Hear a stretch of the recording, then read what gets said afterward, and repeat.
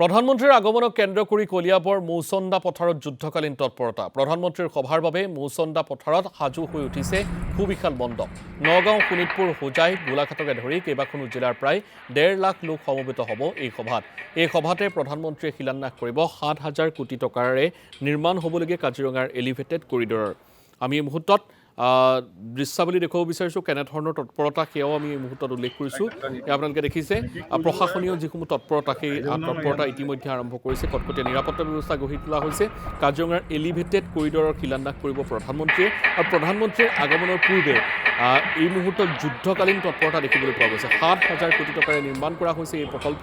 কলিয়াবৰ মৌচন্দা পথাৰত এতিয়া যুদ্ধকালীন তৎপৰতা।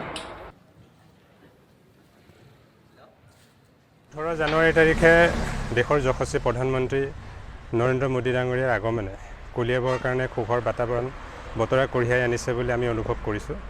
আৰু আমাৰ এই নলতলিৰ যি মৌচন্দা পথাৰত নৰেন্দ্ৰ মোদী ডাঙৰীয়াৰ আগমন, তাত আমাৰ শোণিতপুৰ জিলা, নগাঁও জিলা, গোলাঘাট জিলাৰ পৰা 15টা বিধানসভা সমষ্টিৰ প্ৰায় 1.5 লাখ আমি সমাগমৰ কাৰণে আয়োজন কৰা হৈছে।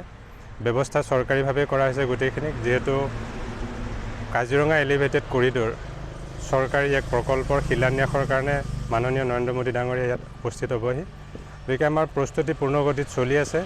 আমি ৰাইজ হিচাপে, ভাৰতীয় জনতা পাৰ্টীৰ এগৰাকী সেৱক হিচাপে, দেশৰ সেৱক হিচাপে আমি তাত পূৰ্ণ সমৰ্থন কৰিছোঁ, সহযোগ কৰিছোঁ।